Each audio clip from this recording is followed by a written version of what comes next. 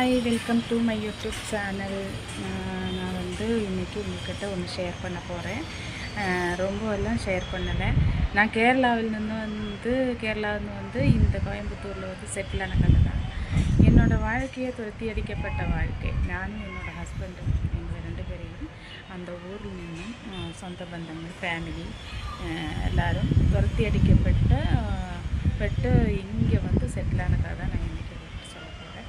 இங்கே வந்து செட்டில் ஆகி நாங்கள் 25 வருஷமாச்சு கோயம்புத்தூர் செட்டில் ஆகிட்டு. அப்போது இங்கே வந்ததுக்கப்புறம் 3 குழந்தைகள் ஆகிடுச்சு. அவங்க படிக்க வச்சாச்சு. என்ன 3 பேரையும் ரேங்க் ஹோல்டர் ஆக்கிட்டாங்க. அப்போது ஒரு சாதனையாக நான் வந்து எல்லாத்தையும் முன்னாடி வாழ்த்து காட்டணும் நினச்சி தான் இந்த ஊருக்கு வந்தாங்க. இப்போ நான் நினைக்கிறேன், நான் எதுக்குடா இந்த மாதிரி ஒரு வாழ்க்கை திறந்துருச்சேன், இது பண்ணியிருக்கக்கூடாது.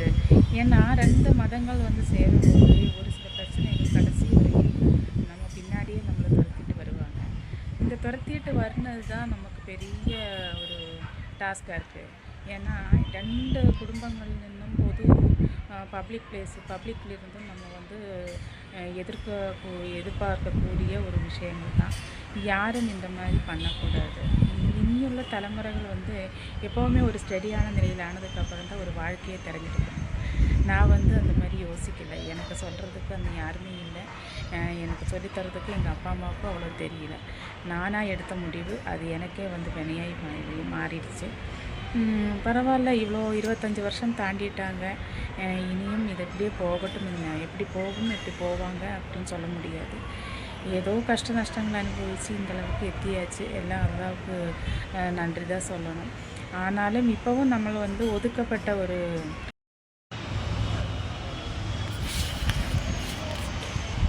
இப்போவும் நம்மளை வந்து ஒதுக்கப்பட்டு தான் இருக்காங்க.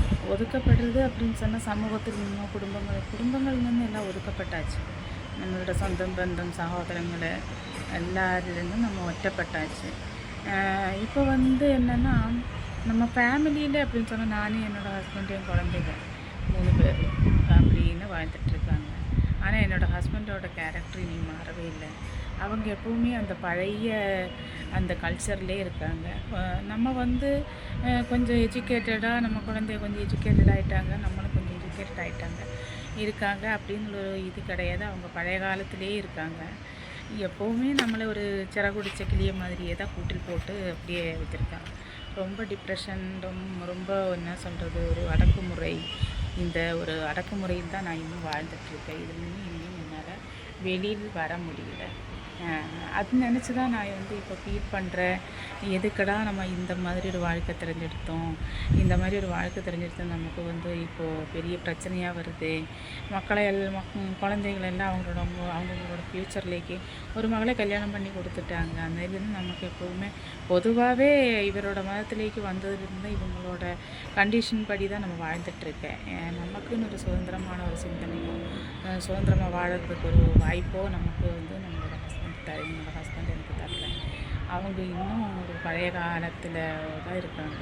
இப்போது நாடும் வீடும் ஜனங்களும் எல்லாம் புரோகமிக்கும்போதும் நம்மளோட கேரக்டரில் மாற்றம் வருத்துறதுக்கு அவங்களுக்கு தெரியல. எல்லாம் ஒரு விதியாக தான் நினச்சி இப்போ வந்து ரொம்ப வருத்தப்படுறேன். யாருமே இந்த மாதிரி ஒரு சுய முடிவு எடுக்காதீங்க. என்னை பொறுத்த வரைக்கும் லவ் மேரேஜ் அப்படின்னா அண்டர்ஸ்டாண்டிங்கோடு கூடி வாழணும், சந்தோஷமாக வாழணும், ஒருத்தர் விட்டு கொடுத்து வாழணும், அந்யோன்யமாக இருக்கணும் அப்படின்னு நம்ம நினைக்கணும். ஆனால் என்ன தான் நம்ம நினச்சாலும் நமக்கு ஆப்போசிட் இருக்கிறவங்க நம்மக்கிட்ட பிஹேவ் பண்ணுறது விதம் தான் நம்மளை ஒரு என்ன சொல்கிறது, ஒரு நம்மளோட மனநிலைமையே மாற்றக்கூடியது. ஓகேங்களா? அப்போது எனக்கு அப்படின்னு வந்தால் என்னோடய ஹஸ்பண்ட் ரொம்ப ஒரு மாதிரி டைப்பு. அவங்க எப்படின்னா, இப்போ வந்து ரொம்ப பாசம் காட்டின மாதிரி நடிப்பாங்க, ஆனால் கொஞ்சம் டார்ச்சர் பண்ணுவாங்க. எல்லாம் கொண்டும் அவங்களோட கண்ட்ரோலில் தான் நம்ம வந்து இன்னும் இருந்து தான் ஆகணும். இப்படி தான் இருக்கணும், இப்படி தான் நடக்கணும் அப்படின்னு எதிர்பார்க்கக்கூடிய ஒருத்தர். அவங்க என்ன நினைக்கிறாளோ அதுபடி தான் நம்ம இருக்கணும். இவங்கக்கிட்ட பேசக்கூடாதுன்னா நம்ம பேசக்கூடாது, இங்கே போகக்கூடாதுன்னா அங்கே போகக்கூடாது, இது பண்ணக்கூடாதுன்னா அது பண்ணக்கூடாது. அந்த மாதிரி ஒரு எண்ணத்தோடு கூடிய ஒரு மனசு உள்ளவங்க தான் என்னோடய ஹஸ்பண்டு. அது வந்து இப்போ வந்து ரொம்ப ரொம்ப ஃபீல் பண்ணுறேன். எனக்கு இது இந்த என்னோடய வாழ்க்கையை நினச்சி வந்து ரொம்ப ஃபீல் பண்ணுறேன். இது வந்து மாற்றவும் முடியாது. இதில் நின்று நம்ம உதறியும் போகவும் முடியாது. எல்லாம் அனுசரித்து அட்ஜஸ்ட் பண்ணி இவ்வளோ நாள் வாழ்ந்தாச்சு. இப்போ நான் வந்து இந்த வீடியோ எடுக்கிறேன். இந்த வீடியோ அப்லோட் பண்ணி இந்த வீடியோ பார்த்துட்டேன்னா என்னென்ன பிரச்சனை வரும் அப்படின்னெல்லாம் எனக்கு சொல்ல முடியாது. பிரச்சனைகள் பறக்கும் வரலாம், வராமலும் போகலாம். ஆனால் எனக்கு சொல்லணும் தோணிருச்சுன்னு நான் சொல்லிட்டேன். எல்லோரும் சப்போர்ட் பண்ணுங்கள் என்னோடய சேனலை. நான் யூடியூப் சேனல் ஆரம்பித்தது எனக்கு என்னோடய மைண்டுக்கு வந்து ஒரு டிப்ரெஷன் ரொம்ப ஓவர் ஆயிடுச்சு. இப்போ எதிலாவது ஒரு கான்சன்ட்ரேட் பண்ணலாம், ஏதாவது ஒரு செயலில் நம்ம ஈடுபடலாம் அப்படின்னு நினச்சி யூடியூப் சேனல் ஆரம்பித்தேன். மற்றபடி எனக்கு இதில் எந்த ஒரு இதுவும் கிடையாது. நம்மளோட பர்சனல் விஷயங்கள் வந்து ஒரு சோஷியல் மீடியான்னு சொல்கிறது தப்பு தான், அது எனக்கு தெரியுது. அதுவும் இல்லாமல் நம்ம கூட நம்ம இவ்வளோ நாள் வாழ்ந்து நம்ம அவங்க கூட வாழ்ந்து 25 வருஷம் தாண்டியாச்சு. இப்போ போய் இதெல்லாம் சொல்லி என்ன பிரயோஜனம் அப்படின்னு யோசிக்கலாம். இப்போ சொல்லி எந்த பிரயோஜனமும் கிடையாது. ஆனால் என்னமோ எனக்கு சொல்லணும்னு தோணிருச்சு. எல்லாத்துலேயுமே நம்மளை வந்து அடக்கி வைக்கும்போதும் நமக்கு வந்து மனசுக்கு ரொம்ப கஷ்டமாக இருக்குது. என்னடா இப்படியும் இருக்காங்களே அப்படின்னு வந்து ரொம்ப கஷ்டமாக இருக்குது. ஆரம்பம் முதலே அவர் அப்படி தான். கல்யாணத்துக்கு முன்னாடி, மேரேஜுக்கு முன்னாடி எல்லாம் பேசும்போதெல்லாம் அப்படியெல்லாம் இல்லை. மேரேஜுக்கு ஆனதுக்கப்புறம் இவங்களோட சொல்படிக்கு தான் நம்ம நிற்கணும் அப்படின்னு தான் இவங்களோட ஆசை. எல்லாத்துக்கும் அப்படி தான் நின்று பழகியாச்சு. அவங்க என்ன சொல்கிறாங்களோ அது கேட்டு அதேபடி பழகவும் செய்தாச்சு.